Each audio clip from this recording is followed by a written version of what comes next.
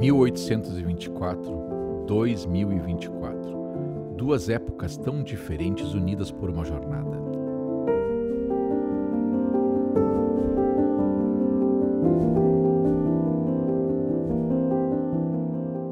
Uma jornada marcada pela coragem, pela esperança e pelo desejo de construir um novo lar.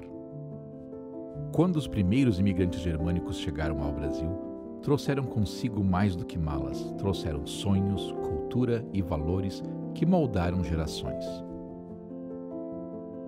Hoje revivemos essa história, não apenas como um tributo ao passado, mas como um elo que conecta a nossa identidade ao futuro.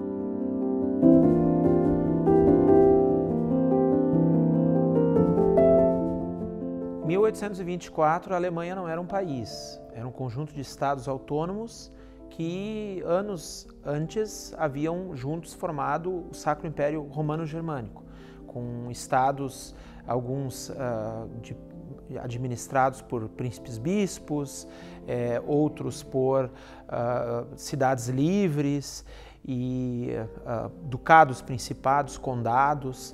A gente tem nesse período uma situação muito difícil. A expectativa de vida era muito baixa, os primeiros imigrantes, muitos deles, eles viviam 45 anos, 48 anos, a estatura média deles era baixa também, então falávamos de vários imigrantes que mediam 1,45, 1,48, 1,50, mas porque a alimentação de fato era muito ruim. E havia, né, Felipe, o processo de industrialização, que estava retirando oportunidades e empregos de muita gente, estava se industrializando o ambiente. E também acho que merece ser mencionado que a saída de gente primeiro se deu muito para o leste europeu, né? Exato. Muitos, vamos dizer assim, germânicos deixaram a sua região e foram para o leste europeu e, podemos dizer até centenas de milhares ou milhões que saíram em busca das Américas aqui. A Europa é um continente onde as pessoas cultivam a inimizade por séculos. O domínio, a França vivia em guerra com a Alemanha com a Inglaterra, etc. Né? Teve mais uma revolução, acho que influenciou muito, que foi a Revolução Francesa. A Revolução Francesa, ela despertou a liberdade na sociedade e também depois na Alemanha por causa das guerras napoleônicas. Então, houve uma queda do feudalismo, Napoleão perdeu a guerra e teve uma tendência muito forte à volta do feudalismo. Motivação, que a gente tem sempre aquela história, a industrialização, guerras napoleônicas, aquela coisa, sim, isso tudo está nesse combo, está nesse pacote, né? Mas a professora Ellen Wortmann também me chamou a atenção sobre um motivo que foi o ano da fome na Europa, que é 16, se não me falha a memória, né? Que também foi um ano sem verão, né? E uma época do início da Revolução Industrial, onde tinham que trabalhar 14, 16, até 18 horas, seja na região do Saarre, nas minas de carvão, seja no vale do rio Ruhr, em muitas tecelagens, onde as crianças já começavam a trabalhar com 6 anos de idade. Então, a expectativa de vida era baixa e as perspectivas também. Então, por isso, assim, a vontade também de emigrar em busca de melhores condições para si e para os seus. E se nós formos ver a geografia de onde vieram as principais famílias dos nossos antepassados, é justo na região oeste da Alemanha, que faz divisa com a Alemanha. Desculpe, com a França. Então, ali foi a primeira região influenciada diretamente pela França, ou porque era invadida pela França, e também estava sob domínio francês. Então, eu diria que a volta ao feudalismo e a falta de liberdade influenciou muito a migração, porque as pessoas só migram porque não tem mais perspectiva na sua pátria. Mas é bem isso, né? A expectativa, o desejo de conseguir um lugar melhor. Então isso acho que mostra um quadro geral de instabilidade existente na Europa naquela época, que o Felipe mencionou, onde os próprios alemães iam de um país para o outro.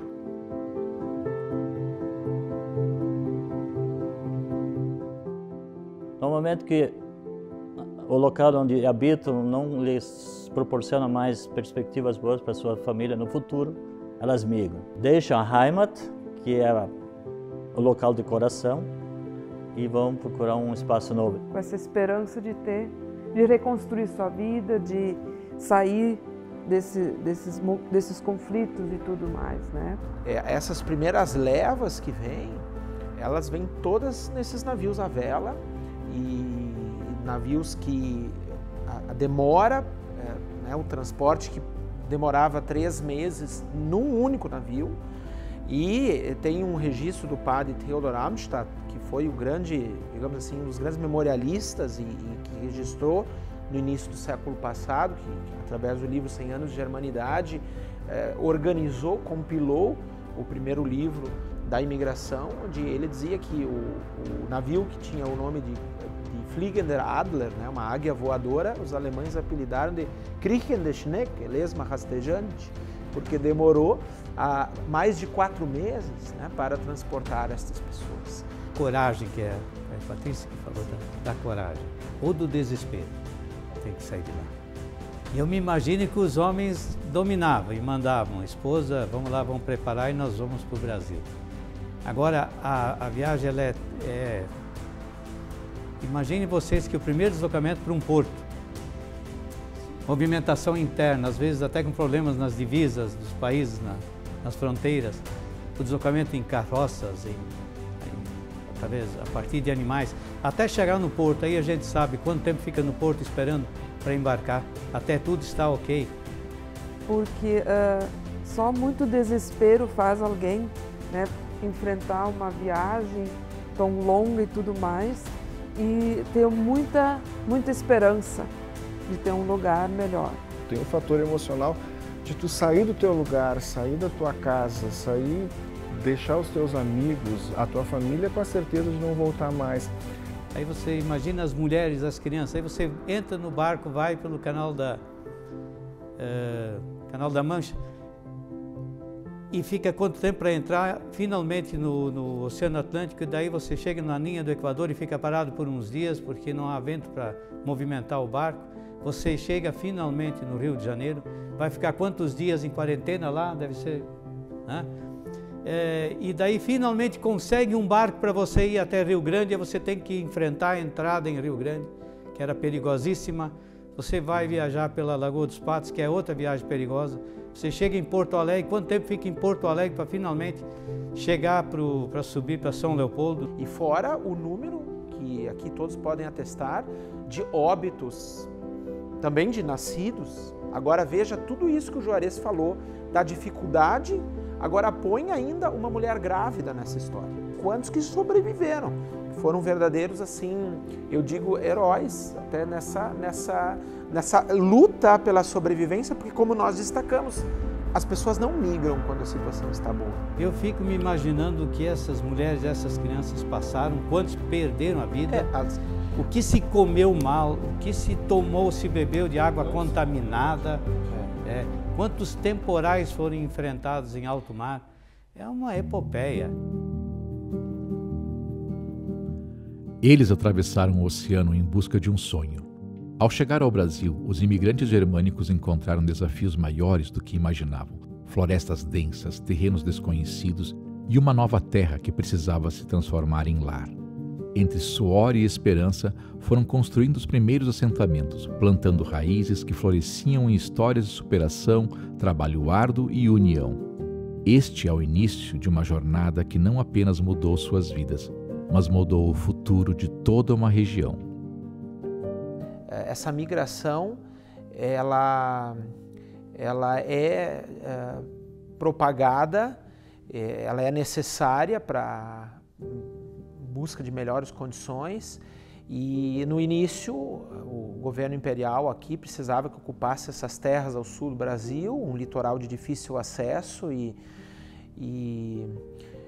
o governo imperial contrata o major Anton von Schäfer, que já tinha conhecimentos, já tinha trabalhado em cortes lá na Europa, e ajuda então nos estados mais do que hoje é o norte da Alemanha, são as regiões onde ele vai e inicia assim essa propagação da ideia de migrar para o sul da América, a partir então já do final de 1823, mas chegados aqui em 1824. Mas eles também eram necessários no Brasil naquele momento, né? Então eles também tiveram um ambiente interessante politicamente, historicamente, né, para chegar, que eles foram muito úteis. Cada época da vinda dos alemães é um pouco diferente. Houve intervalos. A primeira onda começou em 1824 até o início da Guerra Farroupilha. 1835 a 45 nada houve de imigração. No caso, a linha nova, ela aqui teve a migração da segunda onda. Então é de 1847. E depois tivemos a terceira onda e depois vieram outras pessoas. Mas a primeira leva tinha uma característica, ela é colona. E por isso os alemães que chegaram aqui saíram da Europa e diretamente para o país onde chegaram, ou de um país de lá para outro. Mas também havia outros motivos, né? A questão da independência, de se preparar para reações de países amigos, talvez de lá na Europa, de Portugal, que fossem daqui a pouco reagir. A Inglaterra era muito próxima de Portugal, né? Então também havia essa preocupação em criar forças aqui para defender contra alguma reação interna ou então externa. Então, tanto na questão do corpo de estrangeiros, que foi, pode-se dizer, foi a célula da formação do nosso primeiro exército, 100% nacional, né? Ele era de estrangeiros, mas era exército nacional, né? E a questão das fronteiras também, né? De manutenção das fronteiras aqui do sul. Quando a gente fala da imigração, e até mesmo das regiões de onde eles vieram, nós temos, por exemplo, no início da imigração, muitos vindos do norte, do que hoje a gente conhece como a cidade livre de Hamburgo, como Mecklemburgo, como Schleswig-Holstein, Bremen.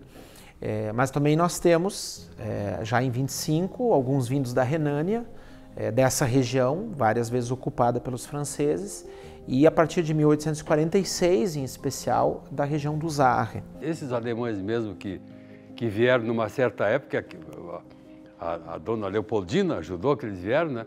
Eles chegaram aqui, não sabiam bem o que eles vinham aqui para ser soldado, para brigar com o castelhano, ou para vir aqui pegar uma enxada.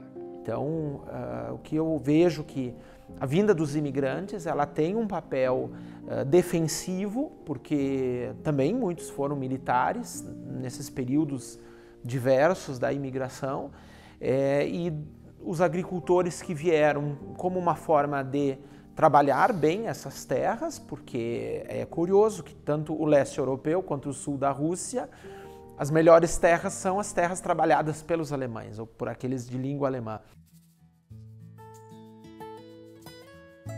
Mas quando os alemães vieram para cá, e também acho que outros tipos de imigrantes, eles tiveram um grande impacto cultural em muitos casos.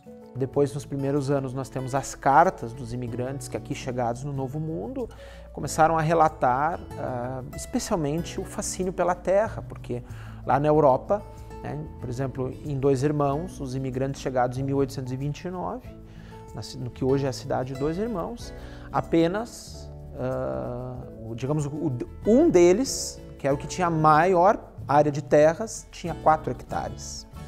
Então, imagina os outros todos, muitos nem sequer tinham terras. E os primeiros lotes que eles receberam aqui, que pese que depois eles tiveram que financiar essas terras, não foi fácil para eles e o Estado não foi generoso com eles, mas no início os lotes eram de até 77 hectares. Isso refletiu nas atividades econômicas e culturais. Mas a primeira era colono e não tinha tanta cultura, mas tinha uma coisa que era os princípios de saber ler e escrever, sobretudo na igreja evangélica. Então a primeira coisa que se fazia era uma escola. Essa escola servia para culto. Depois houve dinheiro e tempo para construir o templo. Os templos evangélicos só foram construídos depois da proclamação da República, porque até então só tinha uma religião no Brasil, que era a católica. Foi de começar a fazer um trabalho de valorizar a nossa história, a nossa memória, através das escolas. O Brasil não produzia alimento, né? Então a imigração alemã, os imigrantes também foram muito importantes nesse contexto. Importância que se dava para a educação, tá? Mas algumas coisas atrapalhavam, como por exemplo, por décadas, eram só 4 anos que o aluno ficava na escola. E muitos pais tiravam da escola o aluno para colocá-lo para trabalhar em casa, né? Então essas situações dificultaram. As distâncias dificultavam as coisas nas colônias. Imagina, as distâncias até a sede da vila, enfim. Sempre houve a preocupação em oferecer educação para os filhos. E eu tenho certeza que ali a preocupação já era, vamos colocar de alguma forma os alunos ou nessa capela escola, mas algo precisa ser feito nessa direção. Todo mundo falava alemão na prefeitura e as pessoas eram atendidas em alemão. Então, assim, era um clima realmente muito familiar, muito próximo como é que eu posso dizer, de um intimismo maravilhoso. Pessoas assim, membros da família que ainda são idosos, se fala muito alemão. Eu, inclusive, né, eu falo direto alemão em casa, né, com meus pais. Então, tem muitas famílias ainda que falam alemão. Até onde eu sei, eles mantiveram a sua língua até a Segunda Guerra Mundial, porque o Estado não fornecia professores, então eles se organizavam desde o início da chegada. O mais inteligente da turma, aqui na Linha Nova é muito característico, ele ganhou um pedaço de terra junto com o pastor, e aí ele se virava. Normalmente o pastor era o professor e ensinava em alemão, não no dialeto, eles eram alfabetizados no Hochdeutsch. O dialeto era falado em cada comunidade como era lá fora. E aí vem um tipo de comportamento que a gente aprendeu com as pessoas que chegam a descendente alemão que se conhece. Eles são pessoas que têm um tipo de disciplina em todo sentido, pelo menos todo sentido, e alguns princípios que foram ensinados muito para nós, que meu pai e meu avô, o avô que eu não conheci, mas o amor ao livro, adulto na enxada, criança na escola. E amor ao livro. Livro é uma coisa sagrada. Ao lado de uma capela, uma escola, ao lado de uma igreja, ou vice-versa, né? Quando os luteranos, por exemplo, tinham uma vantagem porque os pastores vieram, muitos acompanharam e tinham uma grande formação cultural, né? E muitos desses eram professores. Aquele que tinha mais instrução ou até mais vontade de instruir era o pago por aquela comunidade para lecionar, né? A frequência era menor porque tinha que estar trabalhando, especialmente na colheita. Então, vê como tudo era difícil, mas eles não desistiram, e um dos grandes legados da imigração para o país foi a educação. A presença das comunidades religiosas nessa área da educação era era relevante sempre, né? No terceiro momento, eles pensaram em se divertir. Aí criaram os Schützenverein, sempre cantavam, realmente eles gostavam de cantar, então tinha a sociedade de tiro, de canto e de ginástica. Mas nós temos também, os alemães criaram quantas sociedades recreativas? Entre sociedades de tiro ao alvo, de canto, de bolão, sociedades de ginástica, muitas delas centenárias. Café Colonial, como instituição, oficialmente, nasceu em Dois Irmãos. Eu tenho que dar esse crédito à cidade de Dois Irmãos, no Salão Sander, né? Já na década de 1950, já se divulgava o Café Colonial de Dois Irmãos. A questão da gastronomia, né? Tanto a comida como a bebida, nós temos bem presente. Nós temos as nossas vovós de 80, 90 anos que têm muito prazer de mostrar, de ensinar para quem quer aprender a fazer, né? Biscoitos, schmier e outras coisas mais, né? E os colegas alemães que visitam aqui falam que a palavra chopp surgiu aqui nessa casa. Por quê? Talvez eu não tenha evidências, mas tudo indica que sim. Porque a palavra Chopin, ela vem do francês e ela define uma unidade de medida 500 ml. E antes eu falei que muitos aqui são do Fals e essa palavra é muito usada na região do Fals, fronteiriça da França. E tudo indica que ela ficou sendo um substantivo no Brasil, chopp, né? Porque em nenhum lugar do mundo tem essa definição. Tanto é que na Alemanha é Fassbier. A cuca se tornou culturalmente tão importante que ali na Nova Petrópolis inventaram um ditado que todo mundo conhece. O alemão que não come cuca adoece, fica doente.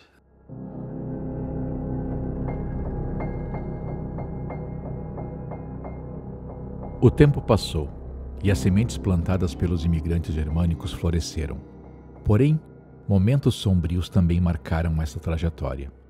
Durante as grandes guerras, o orgulho de suas origens se tornou motivo de discriminação e dor. Mas como já haviam feito tantas vezes antes, enfrentaram a adversidade com resiliência.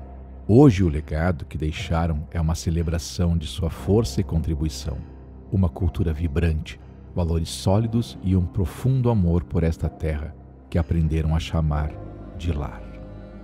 Então, em 1939, aconteceu o seguinte, aquilo que o nosso colega já falou, foi proibido o ensino do alemão, queimaram os livros, botaram na cadeia os que falavam alemão e os professores que chegaram só sabiam falar português. Aconteceram coisas horríveis, né? Aconteceram excessos horríveis, né? Realmente, as pessoas foram perseguidas nas suas casas, a sua cultura foi atacada, a sua fé foi atacada, cultos em alemão foram proibidos. Muita gente não sabia falar outra língua. Numa certa época ficaram caçando alemão no tempo da guerra. E alemães que se apanhavam e não sabiam nem por que estavam. Mas eu estou ajudando todo mundo, por que me fazem isso?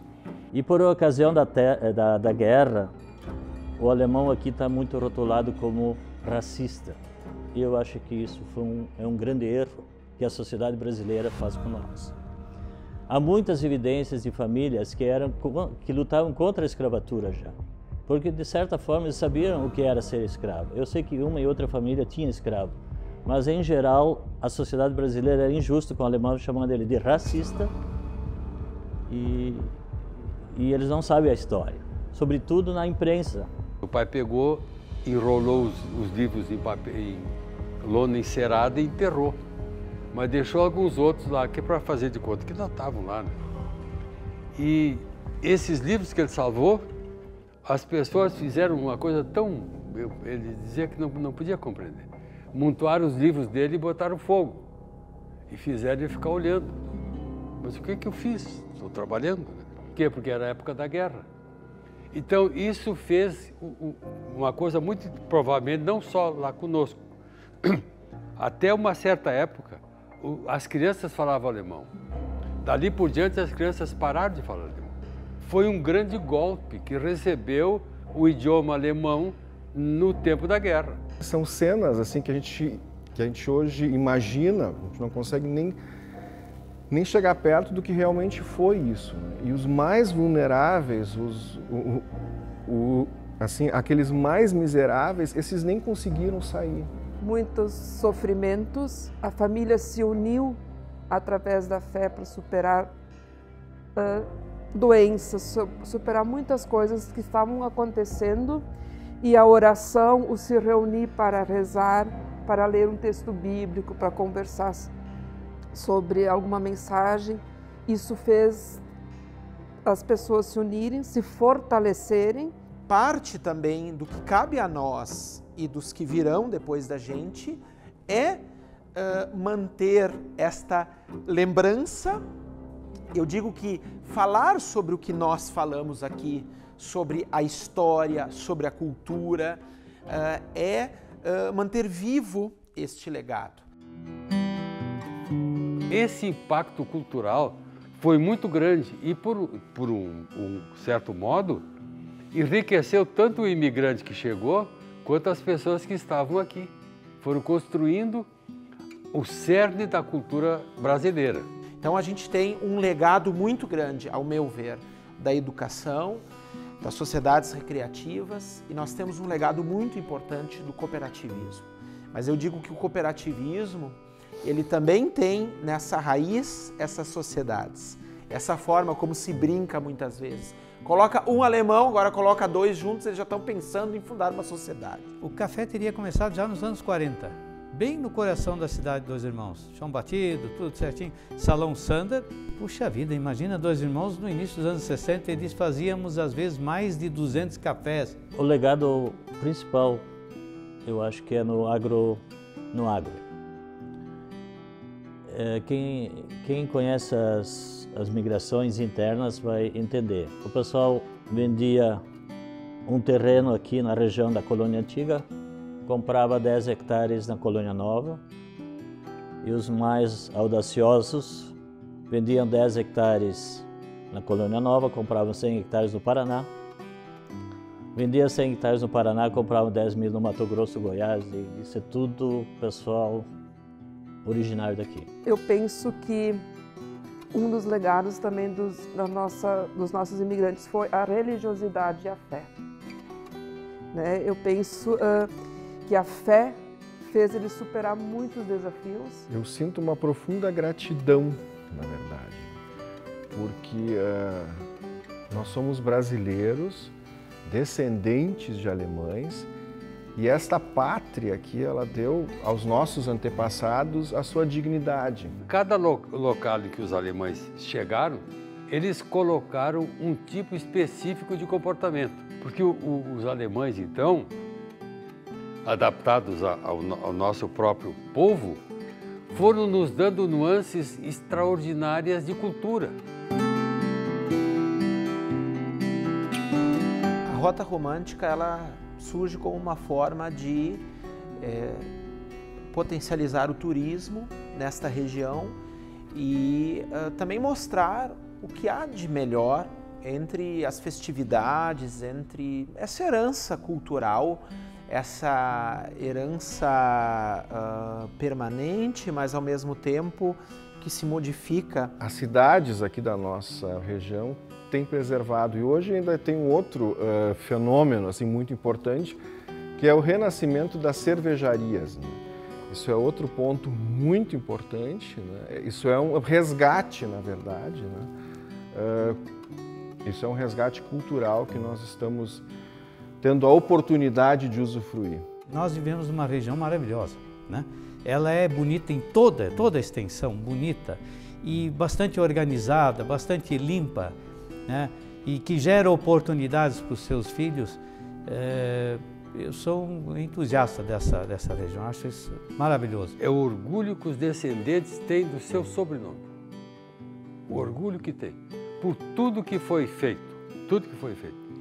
E quem conhece um pouquinho como é que os alemães da Gema se comportam, mundo acadêmico, onde eu tive experiência em outros lugares, eles têm uma maneira diferente de agir, uma maneira distinta, uma maneira elegante, uma maneira mais bonita. O sentimento de pertencimento é o que nos move, né?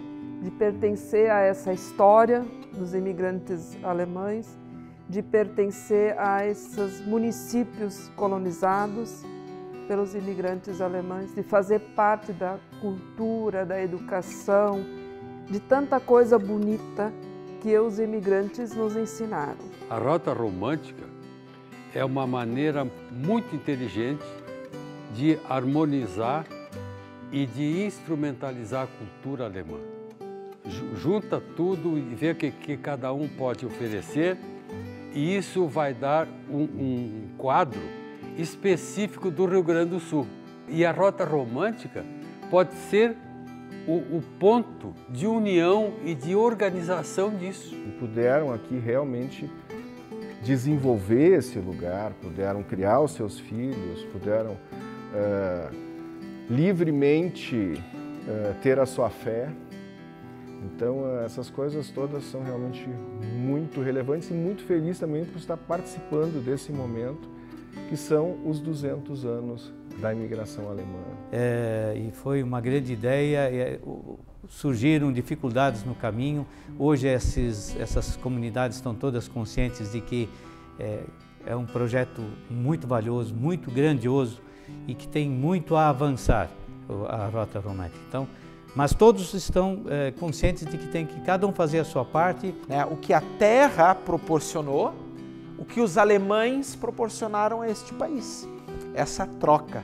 E essa troca com outras culturas que aqui se formaram, que formaram essa nossa região. E que, não por ser daqui, mas também por ser daqui, é uma das regiões mais bonitas desse país. Sempre agradecido ao Brasil pelo convite que foi feito para que esses europeus viessem.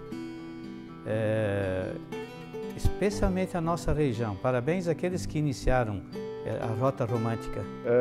Isso precisa ser valorizado, isso precisa ser reconhecido e principalmente respeitado, né? Nesta jornada, a Rota Romântica é mais do que um caminho. É um encontro entre o ontem e o hoje, entre a tradição e a inovação. Cada cidade, cada festa, cada sabor e cada sorriso reflete a alma de um povo que aprendeu a transformar desafios em conquistas. Aqui, o legado dos imigrantes germânicos continua vivo, inspirando as futuras gerações. Por quê? Porque a história que começou em 1824 ainda está sendo escrita e todos nós somos parte dela.